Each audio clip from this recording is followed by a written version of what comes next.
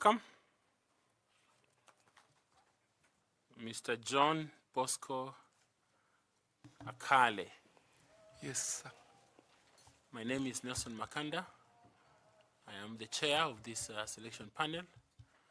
And let me say that it's a great pleasure to have you come for the interview, and congratulations for being shortlisted for the position of member of the IEBC Commission, which you had applied for.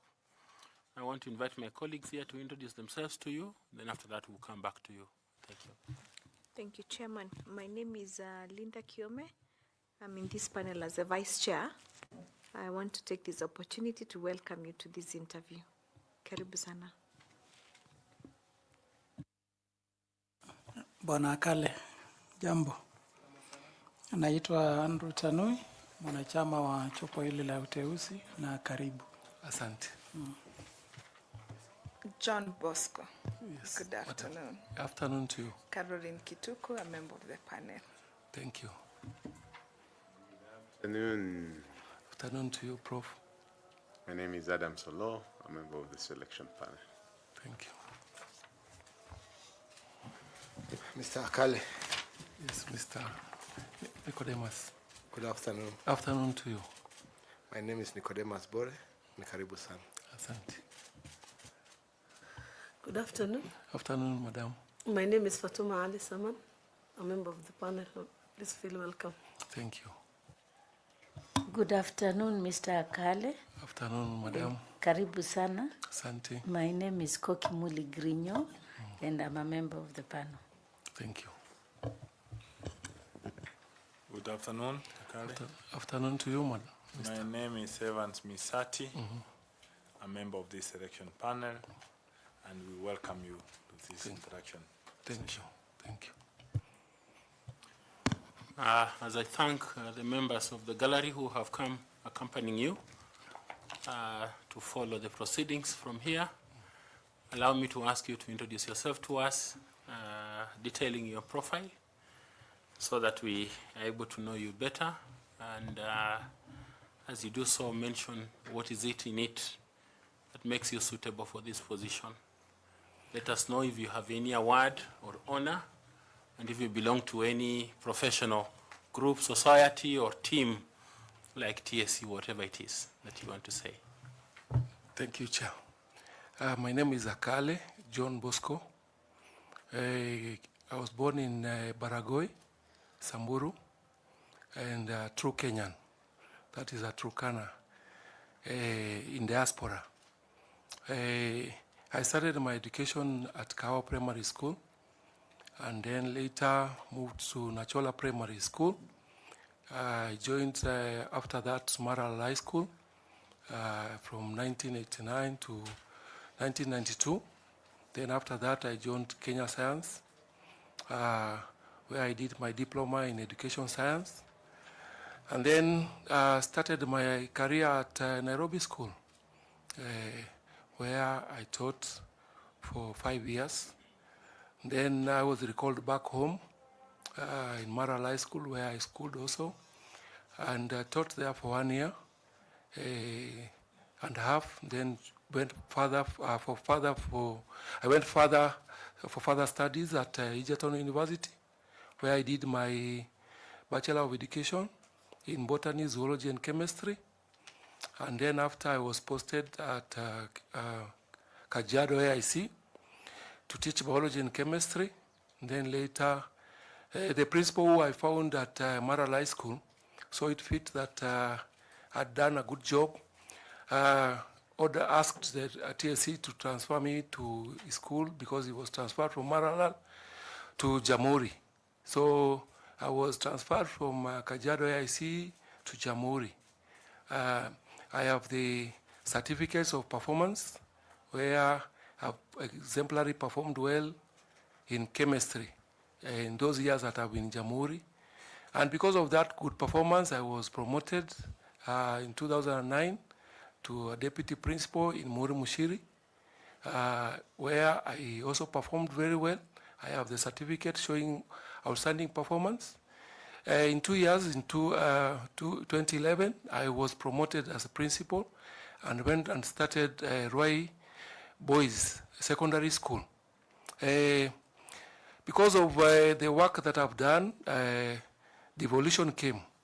And the governor then, Mr. Joshua Irongo, who was vying in Laikipia, requested me to come and support him in the work of education in Laikipia County.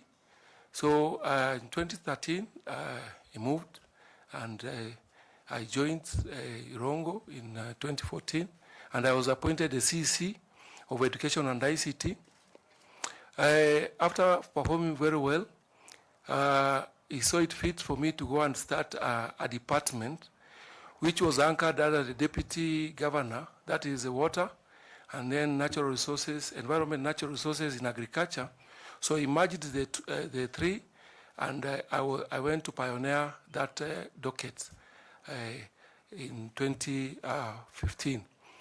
Then there arose a problem. There were two CCs who the public complained about because of their performance, and the certificate is there. I was also requested to act back in the education sector where I had come from. And in addition to what I did, the education and ICT, I was added youth, gender, sports, culture, and social services. So I acted 6 months in the two dockets. Then later, when they were reinstated, I was moved now to education, ICT, youth, gender, sports, culture, and social services. In 2016, then, there was also a vacuum that was created because one of our CC went to vie as a women rep.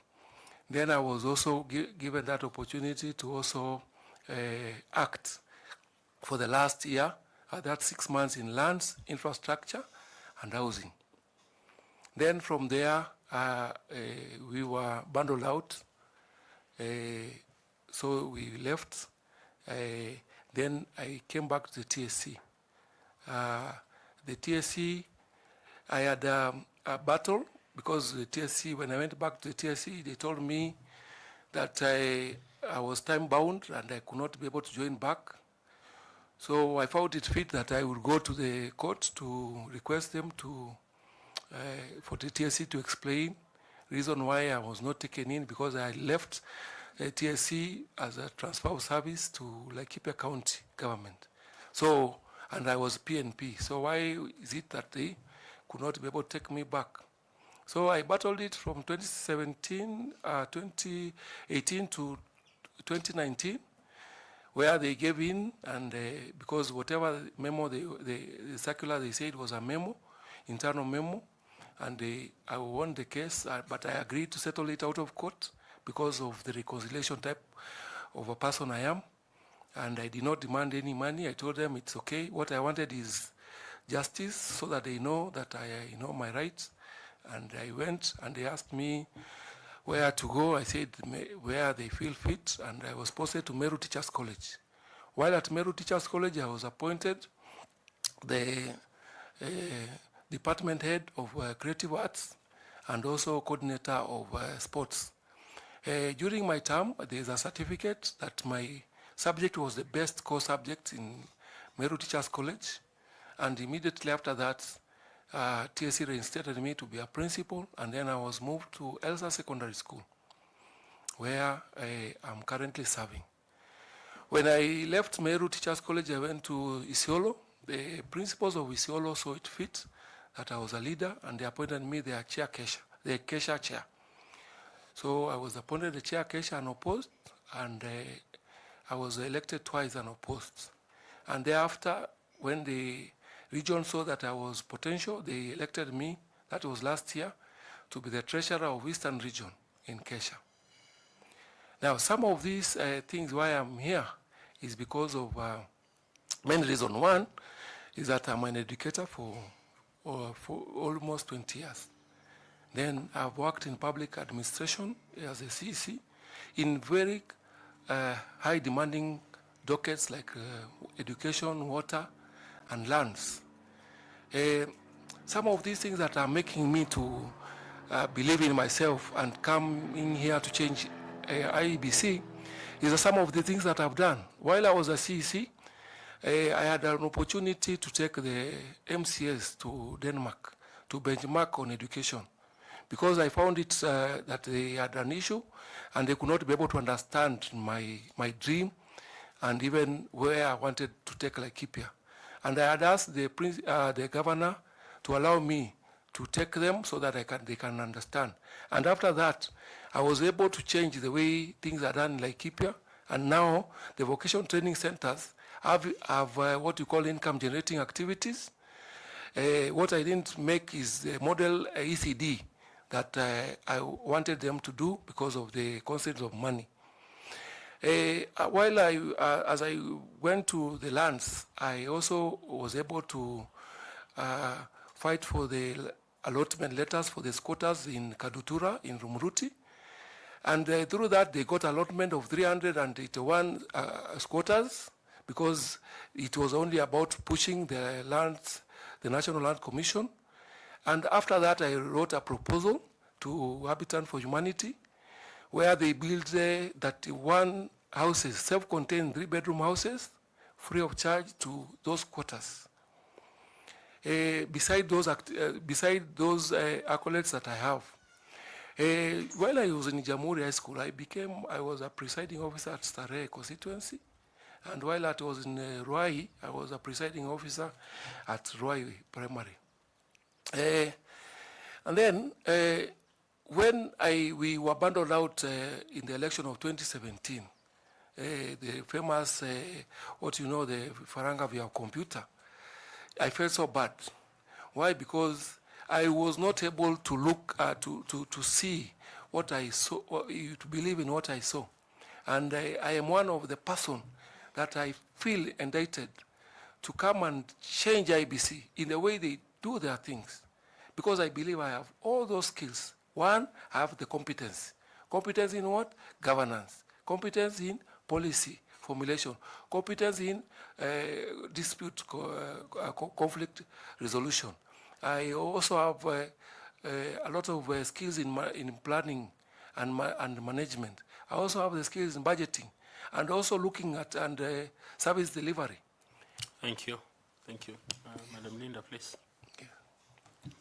Thank you, Chairman. Now, Mr. Akale, from all these experience that you've had from the education sector especially, if you're appointed as a member, what relevant experience are you bringing to IEBC? Number one, transformation. I have pioneered many institutions, which you have said, Roy Boys. I have pioneered the docket of water, environment, natural resources. And also I'm one of the pioneers of devolution. And I've brought the change in the way things are looking. For example, in my YouTube, you can be able to, in the YouTube you can see, there is what we call Laikipia Usani Reloaded. When I landed in Laikipia, I found that the youth were alienated and they were not involved in governance. So I'm bringing a lot of prowess in terms of engaging the youth, the marginalized, coming from marginalized community, from the teachers of this country who maybe feel like they are left out, so that I can be able to change the perception and change the trust that is lost in IEBC. What exactly did you say you do with the YouTube channel? I've involved the youth in campaigning and promoting the Laikipia County government in terms of the development that they have done. So we have sung a song with them, and we've all formed a group which we call Laikipia Usani Reloaded, where they have felt involved in governance. The other thing that I'm bringing is also the new face.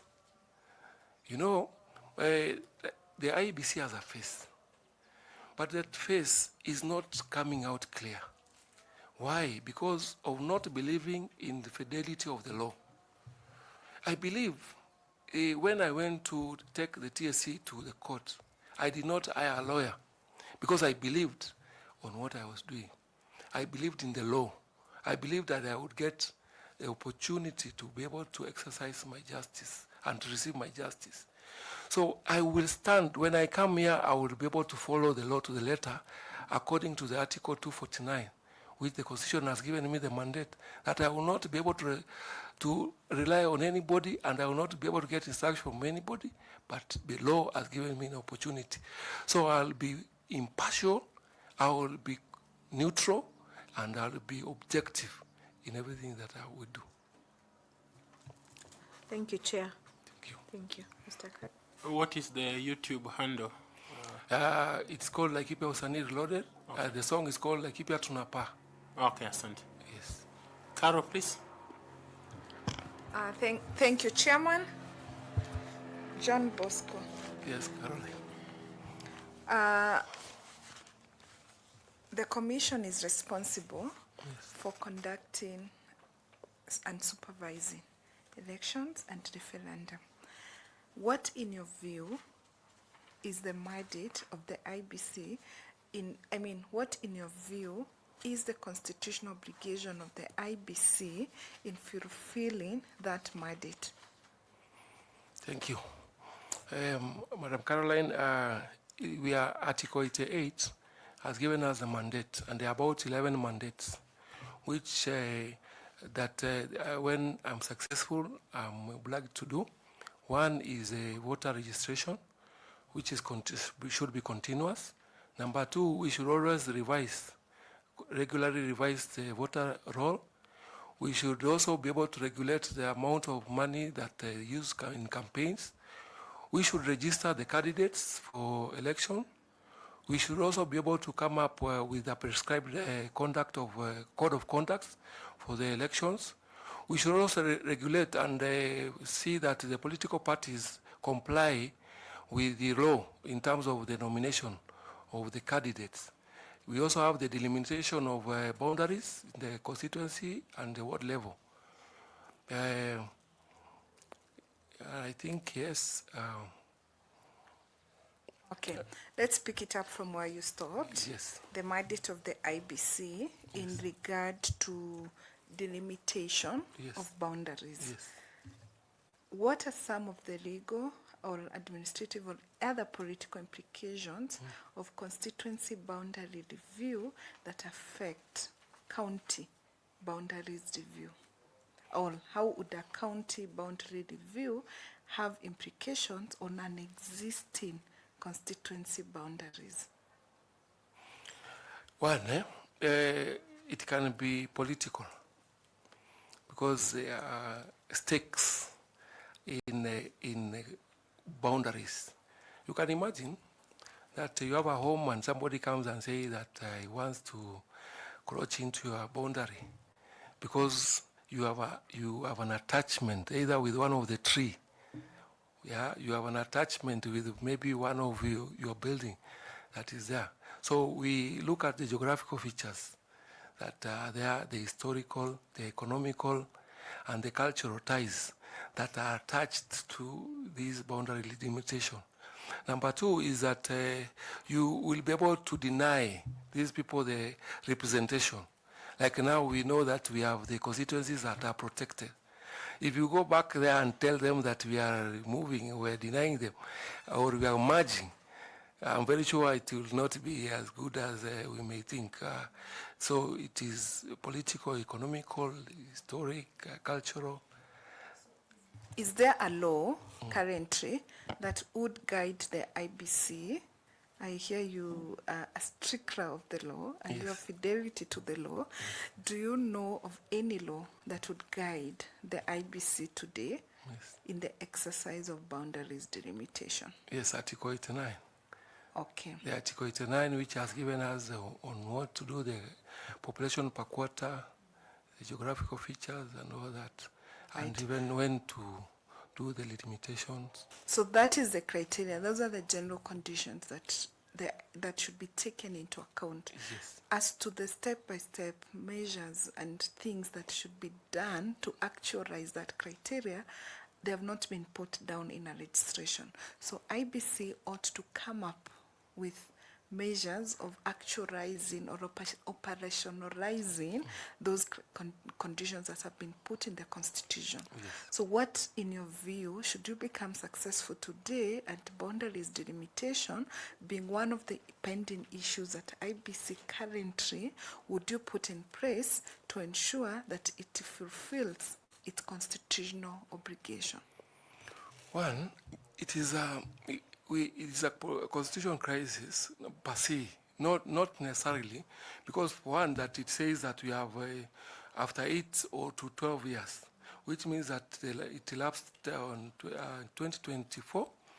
But it also says that it should be done before 12 months before the election, and also gives us also the opportunity that in case that we fail to meet that threshold, then it can be used in the subsequent elections that are coming. So my issue is not, in fact, what I can say, there is no big issue. One is that when I become successful, it is running to the ground and working and leaving the offices and making sure that we can be able to engage the stakeholders on the issue about delimitation and know what are these that the population that is there. Also, we have the census of the northeastern that was suspended, that we also need to get there and ask ourselves, do we have to wait for census, or do we have to use the data that is already there by KEBS so that we can move? Because this country must be able to move and get this credibility and also have the representation of the people to work for them. Okay, thank you so much, and I wish you well. Over to you, Chair. Thank you very much. I want to ask Muli to also ask a question. Koki, please. Thank you very much, Chair. Mwalimu. Yes, madam. Mwalimu Akale. Yes, Ambassador. I want us to discuss about the problems, the challenges that we have had with IEBC. Currently, since we all are in Kenya, we have seen that there is an intense suspicion, even of this process we are undertaking, that we may end up with a group of members of the Commission that may favor only one side over the others. So that means that if you are fortunate to get there, you have a lot of challenges to assure all the political players that when you go to the IEBC, that their votes are protected in 2027, and that you will not create a favorable situation or condition for some to be able to get more votes many people say stolen. So how can you assure the people who are already so suspicious of even this process that if you are successful and you get to the IEBC, you will be able to improve the election process and ensure the integrity of the outcomes, protect their votes, and you will not steal for one side of the of the political divide? Thank you, Ambassador. Through the chair, one thing I've said that okay, I can quote Hitler. Hitler once said, "If you paint pastures blue and sky green, you need to be ostracized." Kenya should be able to understand that there are systems that are working, and if utilized, because they are there, BVRs, the KIMS kit, the CRMs, if they are used properly, that we have real-time transmission of data, and we have the open server, and the server can only be for elections only. We do not merge the server with anything. We can be able to have the scrutiny of the public scrutinizing this data and be able to get it real time. We can also allow the media. I'm wondering, You know, the cameras are there during the tallying and counting. And I'm wondering, why would we struggle getting numbers while the cameras are counting? You know, when I was a PO, I was, counting. You know, the agents are there seated. I'm removing one card after the other and saying these are 20. These are 30. So And yet they do not trust that process. We have all those things, and they are still thinking that if we end up with a group perceived to be on one side, they will lose out in 2027. How can you assure them that if you are lucky to get there, that their votes will be protected and nobody will be favored? Fidelity of the law, number one. Number two, we should be able to protect and have what we call blockchain technologies, which is tamper-proof. I can be able to say this panel that Estonia has done very well in technology, and they have what we call blockchain technology, which is tamper-proof. We have the AI, which can be able to just transmit the results directly time. And I believe if I'm successful, why would I wait for the counting to be done when I have a technology that I just go there and I vote and it transmits directly? Even by the time counting is done, we already have the data. In America, the IEBC of that place do not announce the results. The president-elect then, who has been chosen by the people, goes out and starts pronouncing himself, because it is so transparent. And I want to tell Kenyans, if I'm successful, I'll be the protector of those of their views. I will have structured dialogue with the stakeholders, with the politicians, and tell them that this time we must have these things well. Because, as I've just said, like what Hitler said, we will not be able to bury our head in the sand. Politicians do not want fair elections. And by fidelity of the law, we can be able to follow and tell them that it's doable, and Kenyans can believe. Because even for this exercise, as you say, Madam, I did not know anyone. In fact, when I was leaving home, everybody was asking, how did you get there? Whom did you know? I am one of the serious marginalized community, because I live in Samburu, at Turkana, in Samburu. And Samburu is called Kosovo. Even reaching where I am reaching today here is even a plus, because I did not know anyone. I do not know even any political leader, because even where I'm coming from, we do not have representation. So I can stand here and say that my coming here was by merit, by God's hand to get here. So by the process itself, I can stand there and say that if I'm successful, it can be an evidence that you don't need anyone in this country to get wherever that you want and where your dream and where God has purposed you to be. Thank you, Mwalimu Akale, and all the best. Chair, thank you very much. Thank you. Thank you very much. I wish to ask, no, it is FCPA, please. Yeah, thank you. Chair, I want to thank Bwana John Bosco Akale for telling the public that he didn't know anyone for him to have been shortlisted. So I think that is the assurance the public should have. And that given the opportunity, as you put it, you will also, having appreciated this process, that you can also conduct an election without being partisan. So thank you for that. Now my second question, not really a question, but just a clarification. Your former employer was re-elected as a governor. Yes. You didn't feel like you wanted to go and finish together as a CEC? Let me use a quote from Socrates. He said that if you are to marry, marry. If you get a good one, be happy. If you get a bad one, you become a philosopher. My governor... Did you find a bad one? Not a bad one, but the timings. my governor is going for his last term. And I found that when I joined, I came back and struggled to get a job. And so when he came in, he requested me to come, but I looked at, now he's leaving. And then I'm left again in the same situation that I was. So I chose that I need to be able to serve the people. So I don't want to be a philosopher.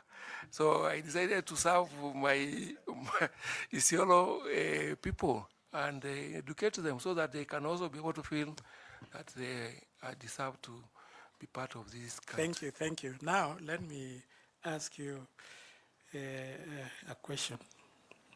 You've been a teacher, and we can see your track record. It's been very good, excellent performance. You've been CEC, you've been assigned bigger responsibilities or wider responsibilities based on your performance. You've told us you have leadership and management skills, public administration skills. Now you are entering into IEBC. And you know how Kenyans profile elections and politics in this country.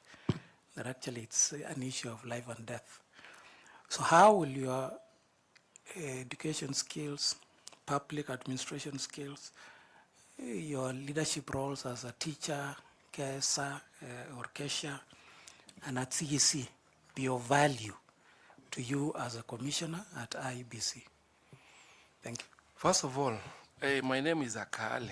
In Turkana, it is a stream of water, fresh water. So by living by the name, I'll bring fresh brains into IBC. Number two, being from a marginalized community, Baragoy is called Kosovo. And even now, it is still, there's war. And you can imagine, coming from a cattle-rustling area, there is drought, there is famine, there is, bullets, there is, tribalism that is there. There is a bit of strained relationship. And then reaching here, I have a lot of resilience. Even to get through my education, you can see I have staggered my education so that I could be able to afford to do, by then Kenya Science was, actually you get there and get a job. So mine was to get a job first. So I got in there. So after when I got a job is when I pursued my studies. So what I will bring to this is that I will be able to stand by this courage that I have gained, the resilience that I've got there, that I do not fear. Even the bullet.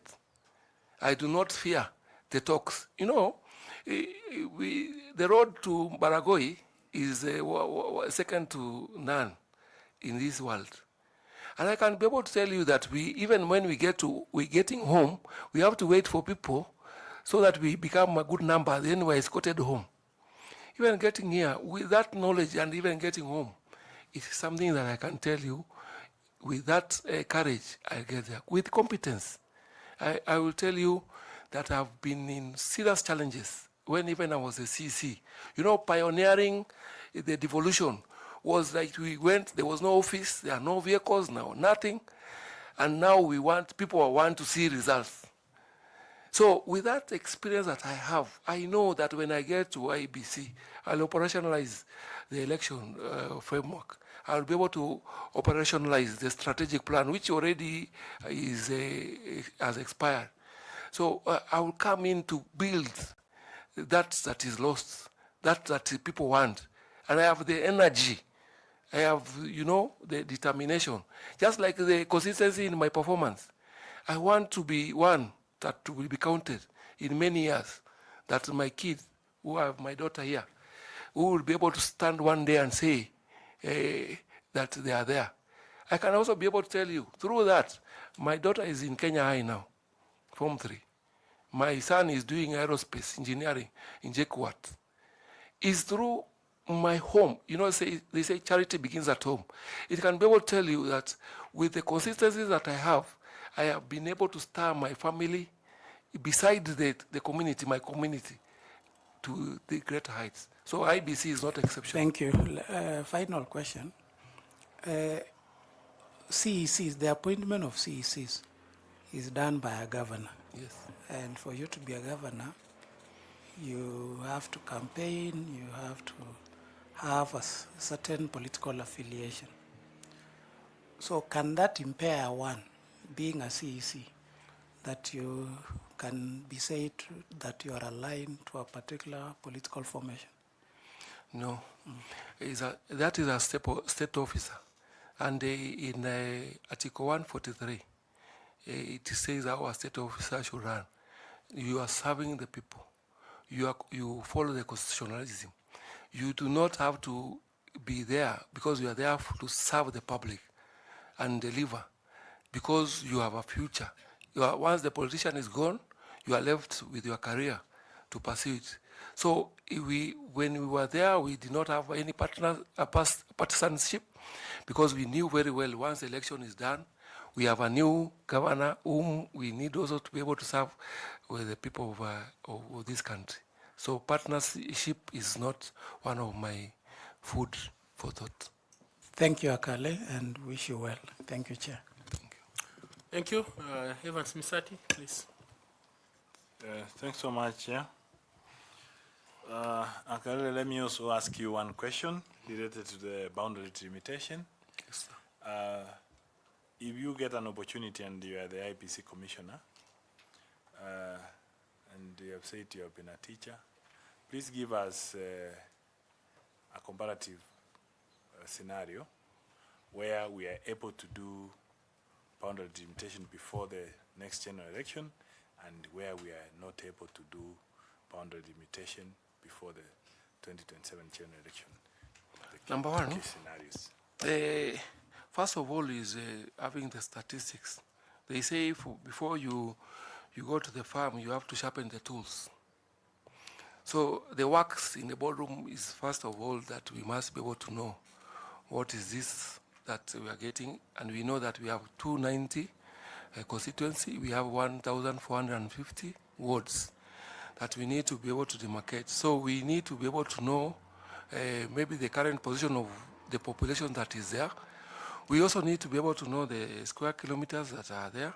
We also need to map up also the amount of money that will be used in the delimitation, because you cannot just start moving and start reviewing the boundaries if you do not have resources. So as a teacher, what you do, you have the budget preparation, you have the planning phase, so that after that then we can be able to do maybe a mock case in one of the constituency and the ward, see how is it that we can be able to project it to the next, or to 290. So if it's not possible with this one, then we can be able to say we go back to the parliament and also request that they can be able to enact a legislation to permit the IEBC, which is current, to have time.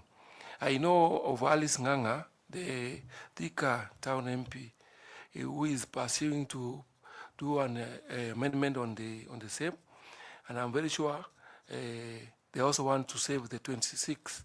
So with the legislation and also the stakeholders, as a teacher, I know I've involved the parents in AGMs, I've involved the other stakeholders who are sponsors, and I've been able to manage. So through the same, I'll be able to go through the same and manage. So you're saying it's not, in view of the time before the 2027 general election, so it's not possible to do boundary delimitation? You know, I cannot judge. When we're successful, once I'm there, I know it is very possible, because timing now is between, we are talking about 10th of August, 2026. It will be exactly, so we have about 2025, about 1 year, probably, and some months. It is doable. From where you sit, boundary delimitation being a very emotive issue. Please tell the panel members some of the things you can foresee as challenges. Even when we have the time, we have the budget, we have the bill, but what are the practical in terms of actual implementation? Thank you, through the chair. Thank you, Mr. Misati. One, Kenya is very interesting. And you know, when you talk about politicians, you'll be able to understand that that is a big elephant in the room. Because everybody wants to pull the string on their own from their side. And they will not want to know whether you will be fair. Then they want to say, our boundary must be able to get here. You know, like now the Kisiis. If you tell the Kisii County you know, Nyamira County, that we give a piece of that land to Kisii, you know definitely there will be a lot of fights between, and this is one community. So you can imagine now talking about Turkana and Samburu, or Meru and Isiolo, the Boranas. So one of the things that it will be very political. So one thing that we must be able to know that we must have structural engagement where we must tell the politicians to de-escalate the tension so that we can be able to do the delimitation without political interference. Number two, we must also have come up with an amendment, a quick one, a policy, that for that matter, not maybe a bill, so that it can be able to help us to stick to the fidelity of the law. Because I know very well that is the only thing that can be able to help us. And then to live by the mission of the IEBC, to conduct transparent, efficient, and impartial election, and undertake boundary delimitation for what? For equitable representation and democratic, sustainable democracy.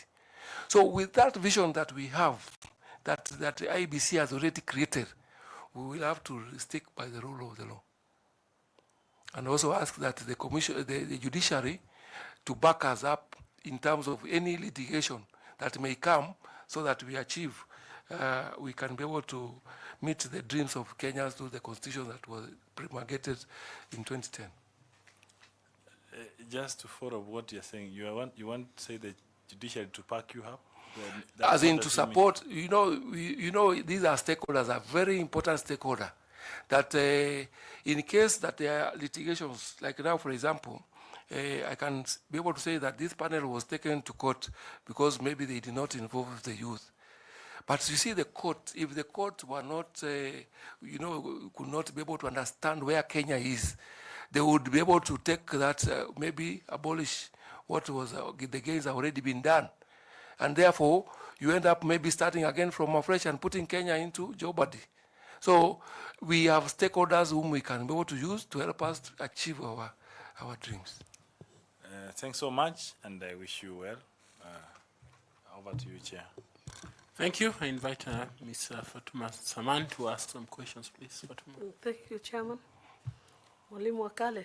Yes, Madam. Thank you for coming back to the profession after exiting for a while. Anyway, I'm trying to look at the number of years you've taught minus the years you served at the county. Those are about 20 years. Yes. So you must have sent out a very big cohort of students out there. Yes. Who are currently voters. Yes. Can you say they are adequately prepared to participate in the processes of ensuring their democracy, taking care of their rights? How can you relate that with what you've seen, the consciousness and the awareness, both negative and positive? Thank you. Let me start with positive. One of my students, I have several students who are doing very well. Ogegu Nyamari, that is in Nyasinski, was my student in Nairobi School. He's a musician and very known musician. One thing I can be able to tell you, maybe when I get there, is an opportunity that we can be able to involve those talented youth who can be able to disseminate information, positive information there. I have what we call Katete Njoroge from Jamhuri High School. He's in the media.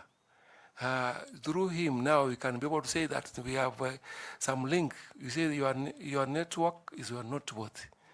I can be able to say that through that I can be able to use the media. I have a soft landing. I also have Tumbes Legay, who is a senator, current senator of Samburu, who is my student. He is very empowered. I have some groups of dancers called FBI, Sakata dancers. They won Sakata twice, and they even won dance in Paris. They are students who are already here. And they even, in 2017, they even danced with the president. So it means that the youth that we have produced, I can stand here and tell you, if given an opportunity, I have already a base. And I have the passion for the youth. In fact, I'm telling the youth that the only person that can be measured with my standard of engaging the youth is Sakaja. Is Sakaja. I am very sure that if you look at my YouTube, you look at the youth that I've taken, like we have the cricket, the Maasai cricket warriors, whom I taken to the UK to play in the last man standing. You know, I have a wide range of, these kind of people. Then coming from marginalized, I have a community of the Turkana. My wife is a Samburu. I'm a Turkana. So I can now be able to blend both in Samburu and in Turkana. So I can be able to touch base. I'm teaching in Isiolo. Currently, I have a good base in Isiolo. I am from Samburu. I worked in Laikipia. I have property in Laikipia. I have worked in Kajiado. I have worked in Meru. So I have people that I can be able to touch base with quick wins, and we can be able to change that. The disadvantage that may come with it is that, we have a lot of energy for these young people who are called the Gen Zs, which we do not appreciate. We do not appreciate. And we must also be able to prepare ourselves for the Gen Alpha, who are worse than the Gen Zs. And there is a few years to come. So the moment we involve They are better than the Gen Zs. Probably better than the Gen Zs, but they are more educated, and so we need to also have very good brains to engage them and involve them so that they feel part and parcel. We are not involving them. We are not telling them that this is your country. We are going to exit at some years. But what are we going to leave for them? It is them to take over and start, what you call succession process, that they take over slowly, but not sasa ati sisi ni viongozi sasa na sasa hivi. It doesn't. It goes with, mentoring. You mentor them, tell them this is right, this is wrong, and they must be able to understand so that when they get of age, then they take over. Thank you. Thank you, Mwalimu. Our country has had a way of not investing in teachers. That's what I was trying to bring out in you. Someone who has trained people for so many years can have that same capacity to be able to rally support and all that. Yes. Now, away from that, how would you engage with political parties if you are to become a commissioner today to ensure that there is fairness and transparency of the elections? Because usually this is the bone of contention. So how do you start building that relationship as these critical stakeholders called political parties? Because it's difficult to satisfy, but structurally, how do you engage them right from the start of the process till the end, so that you ensure there's the element of fairness and there's transparency? Thank you. Thank you, Madam Fatuma. One, as much as they are politicians, they are also human. They have families. We must have a structural Remember, what I was referring to are the parties themselves, not the specific individuals who are vying. Yes. Yeah, not the candidates, but the political parties themselves. Thank you, Madam. They are the ones who build the political parties. So in the first case, we say that for you to be able to form a jigsaw, you must start with one piece, so that you can be able to bring the pieces together to form a whole patch. One, that I already have a group maybe of the leaders who I know on the ground, that we have a structural engagement and be able to tell them that, when we ban our own country, we burn ourselves. We are in a glass house, and throwing stones will not be there. Then we regularly communicate. We regularly communicate to them. Then we also we have the committees which are the IEBC, there are 7 of them, where we have a committee in charge of legal compliance and political party liaison, which we must be able to empower so that it can be able to bring them on board and talk to parties, ODM, you talk to, 𝐀𝐤𝐚𝐚𝐥𝐿, and bring them to the fact that they are the ones who are the creators of this IEBC. The NADCO is the one which has created what we have today. And if they are the ones who will eat their own children, then we are saying that we are now the dogs. So we must be able to tell them that you cannot kill your own. You cannot be able to start a process that is unfruitful. So putting that sense into them and continuous and frequent dialogue and communication will be able to. And dialogue will be able to de-escalate tension, will be able to bring friendship, and also be able to change things. Number 2, we incentivize. Why? By, I believe in what you call the involving them in matters that we are doing on the ground, that they can be able to see. We give them preeminence in terms of the lead, in terms of how we want things to be done, and win them, so that they become part and parcel of the whole process. Because the moment we say that we independent, and then we also want to use the powers without also being fair, then we will also lose it. So by bringing fairness, we show them, we give them scrutiny, we give them audit to audit what we are doing. We give everything, the platform open, that they can be able to audit us without gagging them in any way. Thank you, Madam. Thank you very much. I wish you well. Thank you. Back to you, Chair. Thank you. I invite Nicodemus to ask some questions, please, Nicodemus. Thank you, Kale. You come from a marginalized community, and what we have seen in most of the time is violence towards politicians, especially gender-based violence. As a member of the marginalized community, I know it does not only happen in your community, but it is more prominent that they don't support women leadership. What will you do, given a chance to be a member of IEBC, to bring inclusivity among leadership in the country and also in IEBC? Thank you, Mr. Bore. It is true. It's very true. In some of our communities, especially the pastoralists, do not regard the women as valuable. We want to appreciate that they are majority. They are actually among us one of the majority people that we have, and are very special in a way. And they are the ones who come for voting.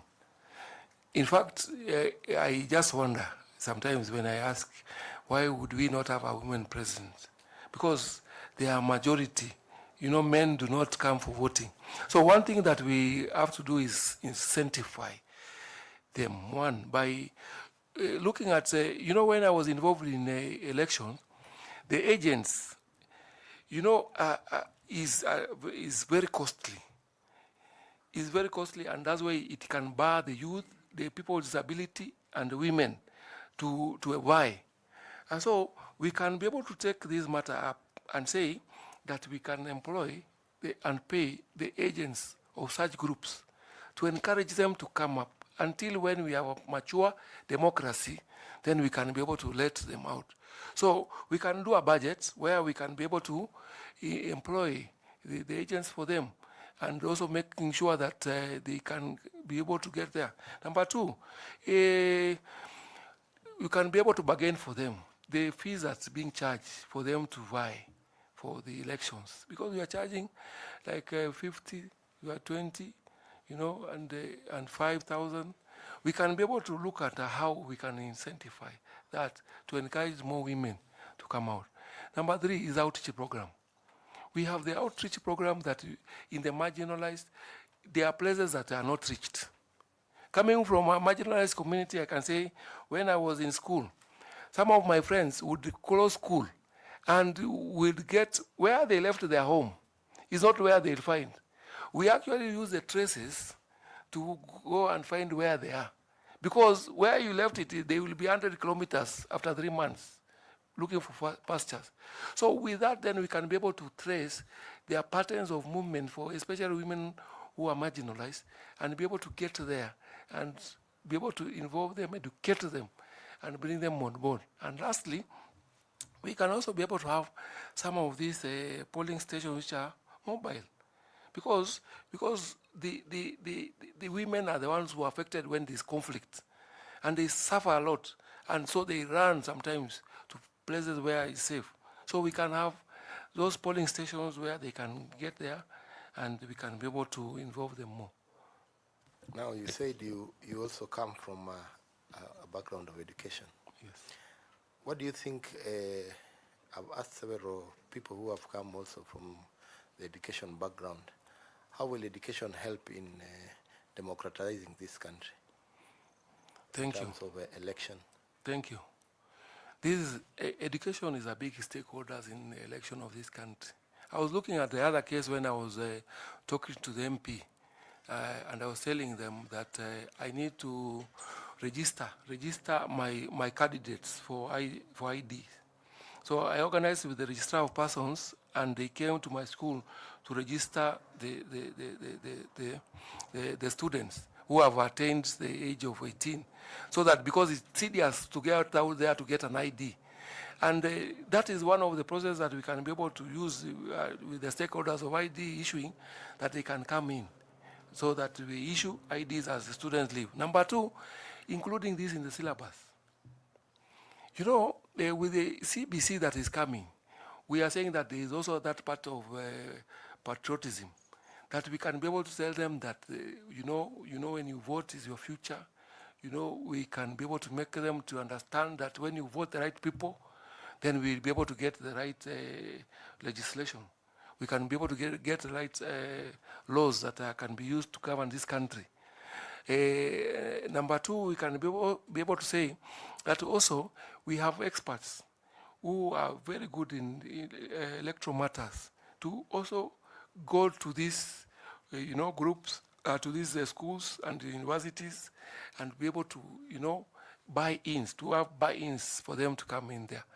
And then we also have some of the concerts that we can do in the university, tournaments, to bring them to understand that actually IEBC is not something that is our one event. It is a process that can be taken and can be able to get there. So that when they come of age, they can have got a lot of this education background, which is not corrupted.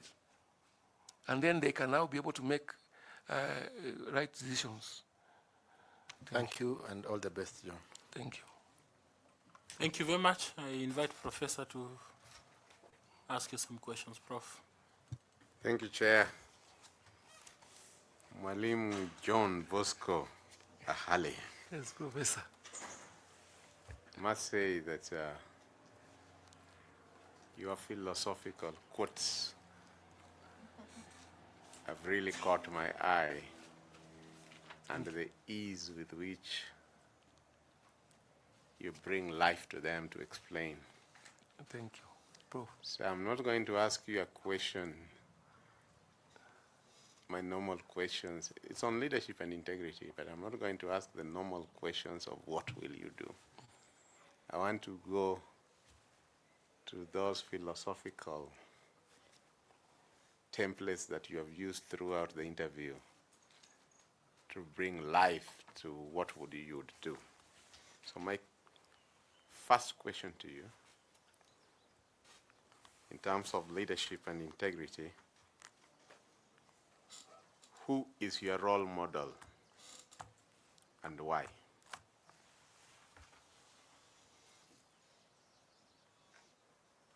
My role model is Obama. Why? He's a basketballer. And I am one basketball player. And he is also from Kenya.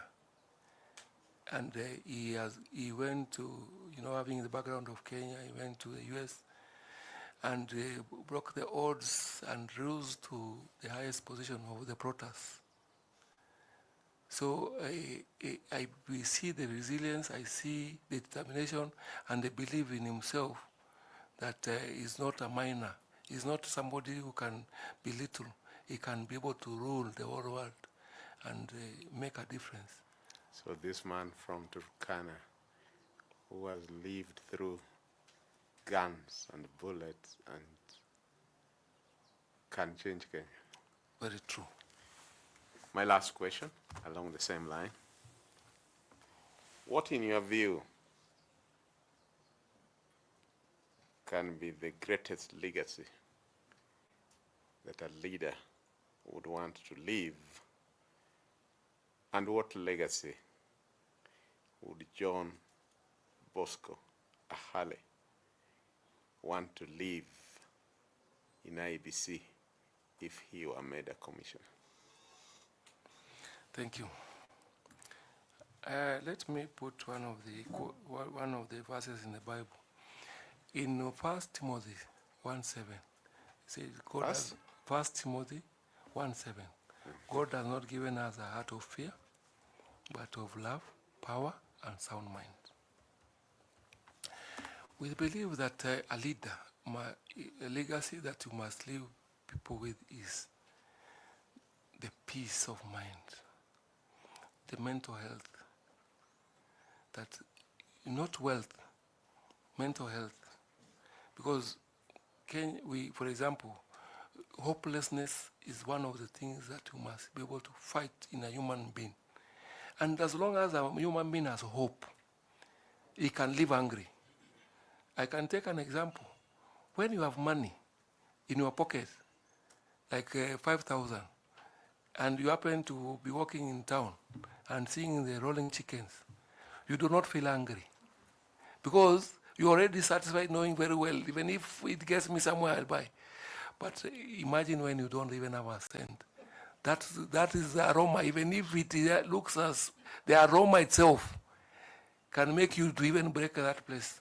Because you do not, have any hope that you will be able to see that food anywhere near. And in my home, I can tell you, our women tie their bellies with belts before they, knowing very well that they cannot be able to see any meal soon. And they stay for 5, because that hope is what they know very well, that someday manna will come from heaven. So a hope for the country is a legacy that you can leave, that people can say, what is the hope? That I hope, I believe this country will live again. The legacy I want to leave in IEBC is that let the people of Kenya get what is democratic aspiration. Their democratic aspiration, as by the way the ABC says, democratic aspiration, that the mission is that you can have a credible electoral management body that meets the democratic aspiration of the people of Kenya. So if they can be able to live and meet their aspiration without being denied or snatched or stolen, then I can say that my kids will be able to say that our father who stood for them when they were not able to. Thank you, Prof. Thank you, Chair. Okay, Prof, do you have some 2 questions? Sure. Along just a line of quotes, you've quoted for us Socrates from ancient times. You've quoted for us Hitler, a 20th century leader. Let me test your quotes from ancient times. Maybe not okay, good.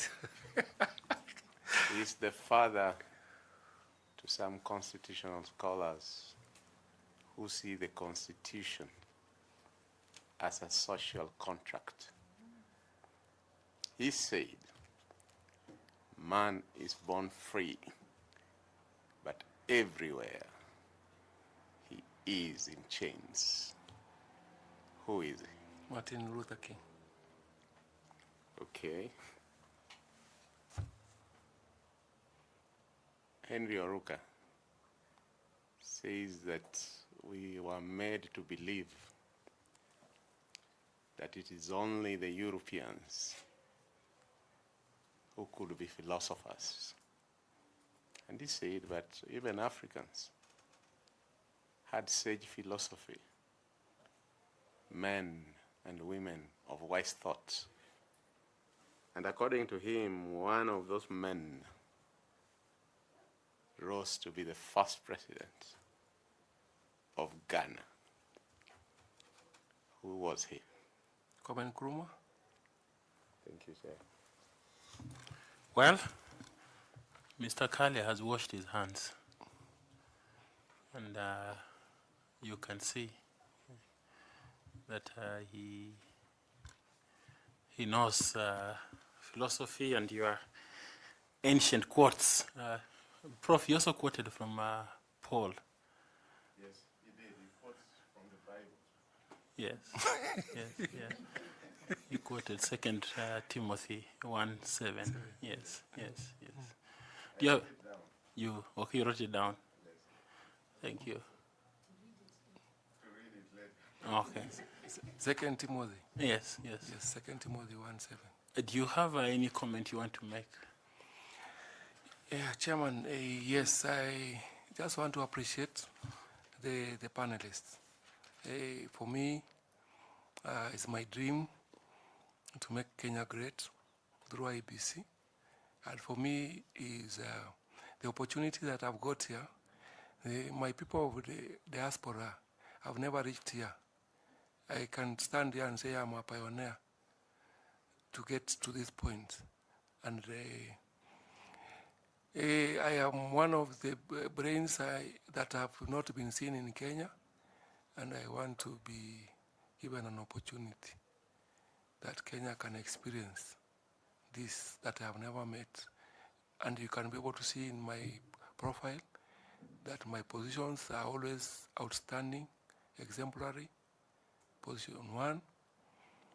And I've never had anybody to hold my hand, to bring me to limelight where I can be able to exercise the brains, the energy, the zeal that I have to see order in everything that is being done. Thank you very much. Thank you very much, Mr. 𝐀𝐤𝐚𝐴. Thank you for bringing your daughter. Thank you. And my wife too. Okay, well, okay. And the mother too. Yes. Excellent. Thank you. Excellent. God A great bless you. example and demonstration of family life. Your certificates are at the door. The notebook and the pen is yours. And the water if you so wish. Blessings to you. Thank you very much. Asante. Yeah.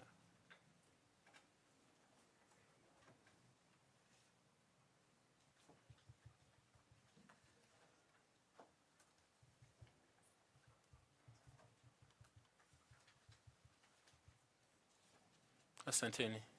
Thank you. Thank you. Excellent. Media, we have come to the end of our day today. We want to thank you for enabling Kenyans to follow this. We are grateful. And Kenyans are indeed also grateful to you because you're making this possible for them. We'll see you tomorrow at 8:30. Thank you.